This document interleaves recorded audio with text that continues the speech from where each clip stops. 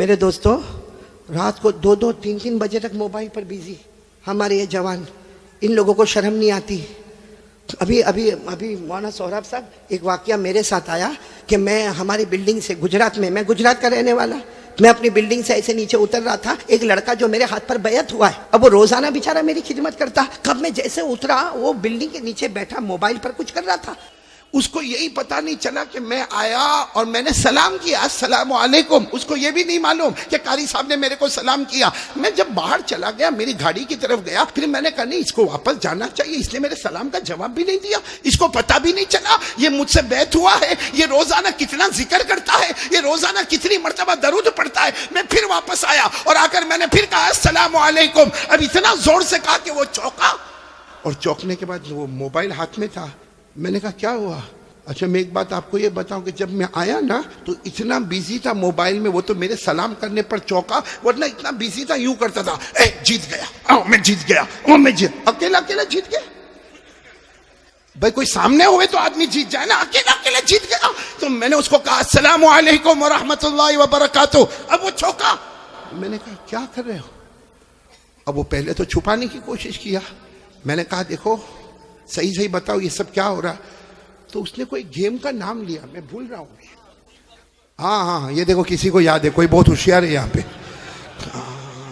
वो गेम का नाम लिया, पबजी कुछ नाम लिया उसने, और मुझे कहा कि मैं इधर बैठा हूँ, एक जो है वो गुजरात के दूसरे किनारे पर बैठा है, एक महाराष्ट्र बंबई में बैठा हुआ है, एक जो मेरे साथ में खेलता है वो कहीं और इलाके में। तो मैंने कहा ये है क्या? तो उसने जब मुझे बताना शुरू किया, मुझे ज्यादा समझ में नहीं आया, लेकिन अल्लाह की कसम उसने एक बात मेरे को बताई। मैंने कहा तू जोर जोर से चिल्लाता था मैं जीत गया, यहाँ तो कोई है नहीं, तू कैसा जीत गया? कहा नहीं मौलाना, वो मैंने एक बटन दबाया, वो बंदूक से गोली निकली, सीधे जो टारगेट था उस पे जाकर लग गई, 1000 पॉइंट मेरे को मिले। मैंने कहा तेरे से बड़ा बावला कोई नहीं होगा। मैंने कहा दुनिया में पावली देखा था, लेकिन ऐसा पावला कोई नहीं देखा मैंने। यहां भी बहुत सारे पावले बैठे होंगे मोबाइल पर। और मुझे कहा, मैंने कहा कितना लगता है ये पबजी जो आप खेलते हो, इसमें टाइम कितना लगता? कहा मौलाना एक मर्तबा इसमें एंटर हो जावे फिर निकल नहीं सकता। और फिर कहा कि मौलाना कभी 4 घंटे, कभी 5 घंटे। अल्लाह अकबर। मेरे प्यारो कलकत्ता वालों, साबरा वालों, मैं आपके सामने भीख मांगता हूं, अल्लाह के वास्ते ये काम मत करो, कहीं ये मोबाइल हमको जहन्नम में तो नहीं ले जाएगा।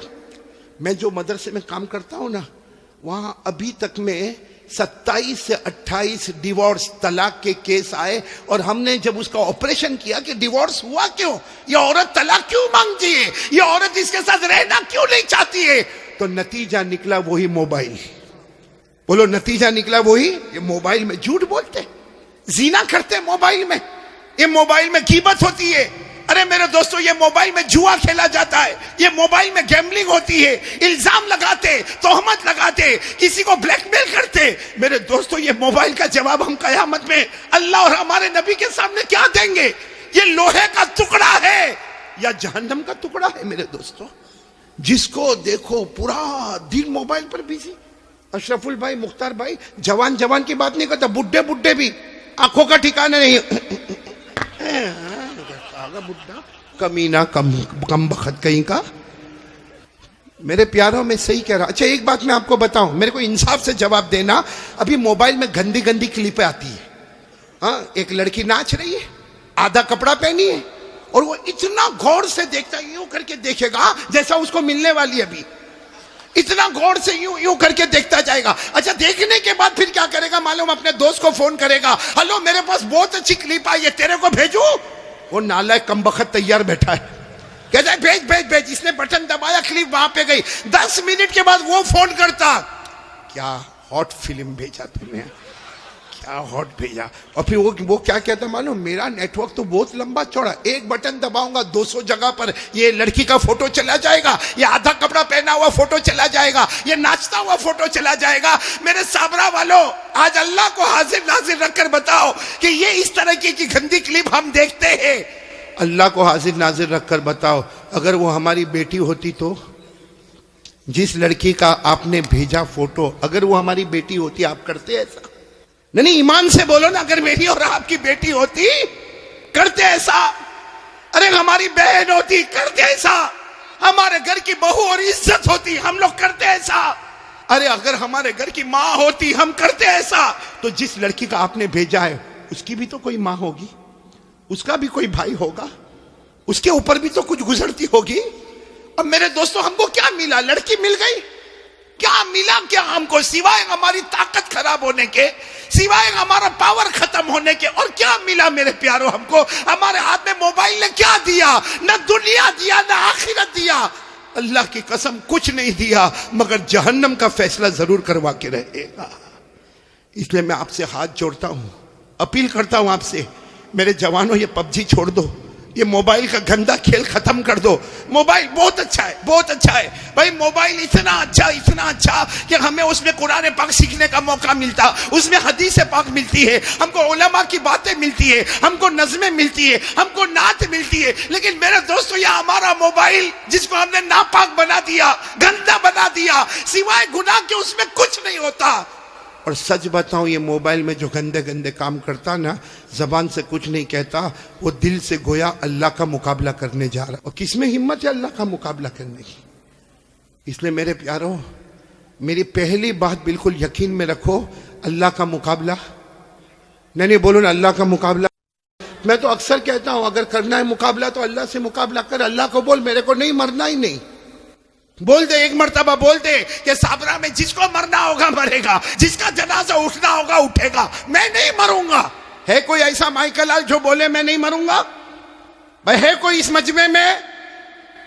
कोई भी नहीं, मैं भी नहीं, आप भी नहीं, क्योंकि अल्लाह ने ओपन चैलेंज, बोलो अल्लाह का पारा नंबर 29, साथ में बोलो पारा नंबर, अल्लाह का ओपन चैलेंज है। अल्लाह ने क्या फरमाया?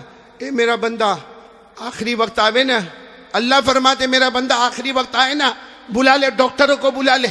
अल्लाह कहता हकीमों को बुला ले, अल्लाह कहता वहीदों को बुला ले, अरे अल्लाह कहता तबीबों को बुला ले, अरे वो अल्लाह कहता तावीज वाले बाबाओं को बुला ले, अल्लाह कहता सबको बुला ले। आज सबकी ताकत तुझे बचाने की होगी, और अल्लाह कहता मेरा फैसला तुझे मौत के घाट उतारना होगा। अल्लाह कहता मेरी कसम, सबकी ताकत पीछे होगी, मेरा फैसला तो मरना तो ही हम सबको। बोलो ना, मरना तो ये कुरान में लिखा, बोलो पारा नंबर 29। इसलिए मेरे प्यारो, बहुत ही प्यार मोहब्बत के साथ आपको कह रहा हूं, सुनेंगे ना सब लोग इंशाअल्लाह। मैं सिर्फ एक बात बोलने के लिए आया हूं, बहुत वक्त नहीं लूंगा, सिर्फ ये बोलने के लिए आया हूं। आप कलमा पढ़ते हो, बोलो माशाअल्लाह, नमाज भी पढ़ोगे, बोलो इंशाअल्लाह, रोजा भी रखोगे रमजान में इंशाअल्लाह। एक गुनाह, मेरे प्यारो, एक गुनाह ऐसा है जो मौत के वक्त कलमा भी नसीब नहीं करता। सुन लो साबड़ा वाले, सब सुन लो, वो गुनाह कौन सा है? अगर मेरी और आपकी माँ नाराज है या बाप नाराज है, अल्लाह मौत के वक्त कलमा भी नसीब नहीं करेगा।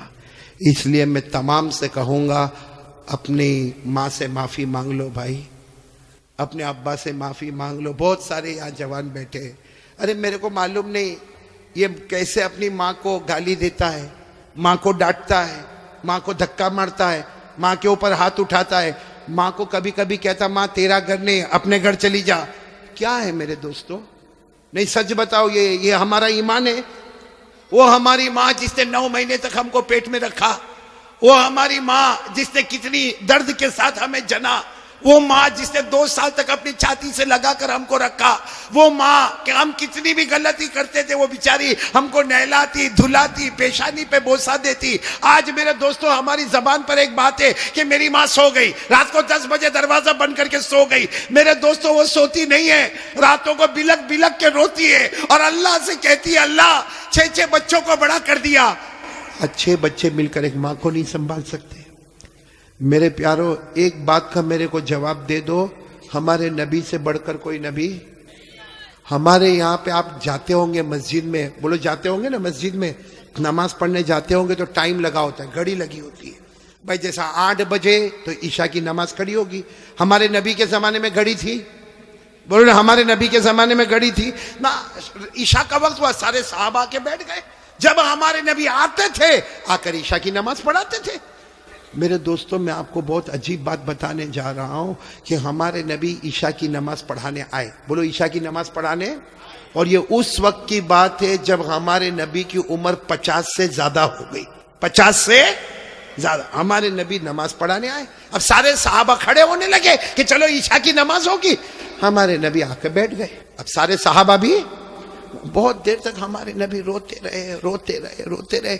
वो तो हजरत अबू बकर करीब आए और कहने लगे अल्लाह के रसूल आप रो रहे, सब लोग इंतजार कर रहे, ईशा की नमाज का इंतजार कर रहे और मेरे नबी आप रो रहे, क्या हुआ क्या? हमारे नबी ने एक जुमला फरमाया, अज़कुरु उम्मी, मुझे मेरी माँ याद आ रही है। क्या फरमाया? मुझे मेरी। हालांकि हमारे नबी की उम्र थी 6 साल। बोलो कितनी उम्र? तब हमारे नबी की वालिदा बीबी आमीना एक सफर में जा रहे थे, एक सफर में जा रहे थे। बोलो हमारे नबी की उम्र कितनी थी? 6 साल। और उसी वक्त बीबी आमीना हमारे नबी की वालिदा का इंतकाल हो गया। और आपको मालूम होगा, मैंने फिर बताया, हमारे नबी की उम्र कितनी थी जब इंतकाल हो गया और आपको जब दफन करने लगे तो एक औरत साथ में थी जिनका नाम है उम्मे ऐमन। बोलो क्या नाम है? उम्मे। उन्होंने हमारे नबी का हाथ पकड़ा, दफन हो गई माँ, दफन हो गई, हाथ पकड़ा। मालूम है आपको, हमारे नबी ने हाथ छुड़ा दिया और भागते भागते गए और अपनी अम्मी की कब्र को जाके पकड़ लिया। कहा अम्मी मैं अकेले नहीं जाऊंगा, अम्मी मैं अकेले नहीं जाऊंगा, अम्मी मैं तुमको साथ में लेकर जाऊंगा। मेरे दोस्तों, वो 6 साल की उम्र, आज हमारे नबी की उम्र 50 साल से ऊपर हो गई है। आप नबी बन गए हैं, सारे नबियों के इमाम बन गए हैं, अल्लाह ने सबको आपका गुलाम बना दिया है। वो नबी ईशा की नमाज पढ़ाने से पहले कहते, बोलो मुझे कौन याद आ रही है? और फिर क्या कहा मालूम? लईता उम्मी हय्या, काश मेरी माँ जिंदा होती।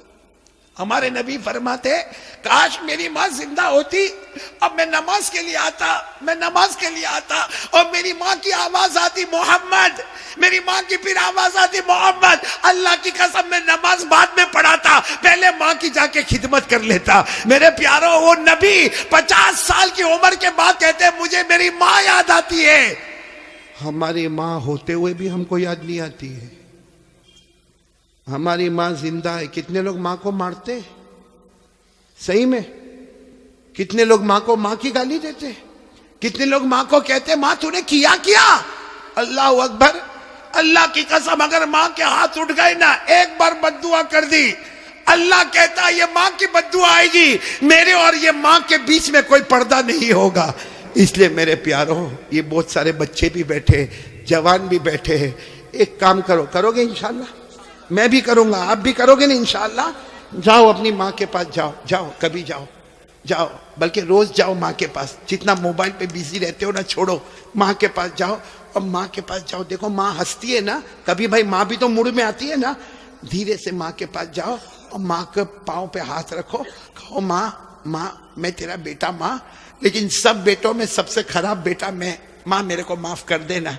प्यार से बोलो, रोते रोते बोलो, माँ मेरे को माफ कर दे। मैं अल्लाह की कसम खाता हूँ, माँ की ममता जोश में आएगी, आपके सर पे हाथ रखेगी और कहेगी जा जा बेटा मैंने माफ कर। अब माँ को कहो माँ तुझे मालूम है मेरे घर का क्या हाल है, माँ मेरी बीवी, मेरे बच्चे, तू सबको जानती माँ, मैं तेरी खिदमत नहीं कर सकता माँ, माँ मेरे को माफ कर दे। माँ की जुबान से निकलेगा जा बेटा मैंने माफ कर दिया। हमारे नबी फरमाते, अल्लाह आसमान पर कहता है फरिश्तों, वो जमीन पर माँ ने बेटे को माफ कर दिया, गवाह हो मैंने भी मेरे बंदे को माफ कर दिया।